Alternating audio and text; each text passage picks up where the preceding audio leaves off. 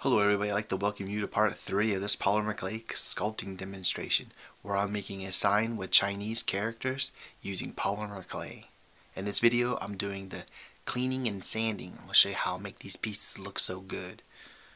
Okay, what you see here, the one on top is the one I already cleaned, and the one on the bottom needs cleaning. I haven't done it yet. As you can see, there is a big difference in how they look, and when it comes to painting this stuff, if you weren't to clean like this right here, it would look horrible. All that tooling work would just show right through and it wouldn't be very nice. I also took the end of my stylus tool, the dotting tool, and turned it around, the biggest one, to help go in around these curvy areas. Now the liquid you just saw me lay down was Sculpey clay softener. I use that and just paintbrush it on, and as I go you can see some of these like holes and low spots and stuff kind of fill right in. This tool right here, I got this at a flea market. I don't remember where I got it, but you can pick up things like that at Hobby Lobby.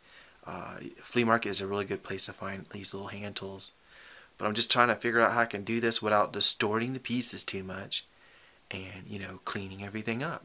I'm making everything look trying to make it look the best I can with these tools, because once I'm done with all this, I'm going to be baking it in the oven and sanding it, which I'll be showing you here on this second part of this video. But this is just to help you get a good start on having nice, good looking work.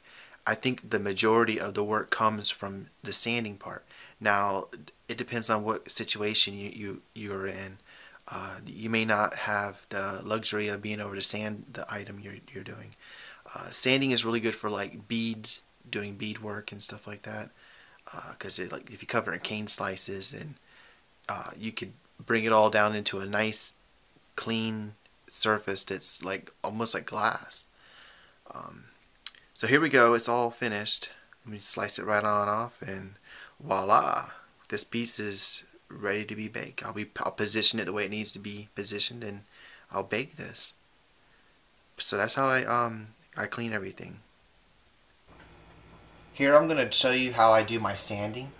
This is a word, one of my words I had to do. I sand them in the sink, and what I got going on here is just I got the sink stopped with water, and this is my piece of marble it's my work surface. It fits in here really nice. This way I don't have to waste a lot of water doing this. And since I got my shapes so close, when I was cleaning them and everything, I don't have to do very extensive sanding. So I'm just going to use 400 grit. See how it says 400? And this is wet and dry. I just wet this. I pick up one of the pieces. Now these are all the right way. They haven't been moved or anything. I'm going to wet this and sand the back of this. Hold it evenly. Sand it against that flat surface just for a little bit. That'll make this backside really, really flat. And you can tell by looking at it in the light that there's no shadow. And I'll take my pencil, and just mark it. This will let me know that that's the bottom. I have to do that because once I go moving these around, I won't know which way is what, and it'll be easier for me to remember. Then I'll do the top the same way. I'll wet it, and I'll keep going until I see it's completely flat. Like there's a little low spot right here. So just for a little more. Okay, now the top of that's flat. Now I just take me a piece of this corner, and I fold it in half, and then I'm going to take this and wet it and just do the edges real gently, sort of like this. Keep turning it and rotating it and stuff. It's always best to use a block sanding when there's flat surfaces, but since all these are curved and I'm just going to use my hand, but apply very little pressure. I want the sandpaper to do all the work because these pieces, they can be fragile. And I keep doing this until I see that there's no dark spots or shadows. Now if you look at this side, you see how smooth that looks? It looks really smooth and shiny, and there's no like weird like shadows or anything. On this side, if you look, you can see right there, there's a low spot. And right in here, it's a little wavy. So I would just keep going a little more until I see that it's not wavy anymore.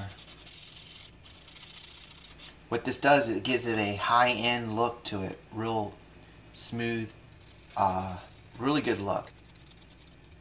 I'm just curving this paper like that. It's tedious. It takes a long time to sand this and get each one of them looking right, but it's well worth it if you put the effort into the finish work. The paint job will only look as good as the prep work allows it to, pretty much. And these are going to be painted.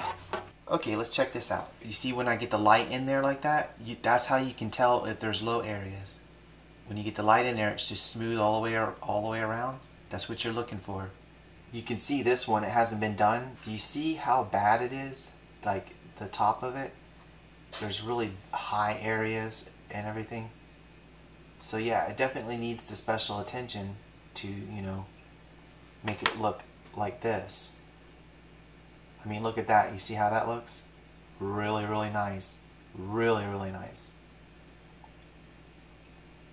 I really appreciate you guys for taking the time to watch this video. It means a lot. Up next, I'll be doing the painting. I'm going to paint a little bit and seal my work. I'm going to show you what I use for a sealer. It's going to be great fun. I hope to see you there. Thanks again for, taking the time to watch this. It means a lot, and I'll see you here again soon.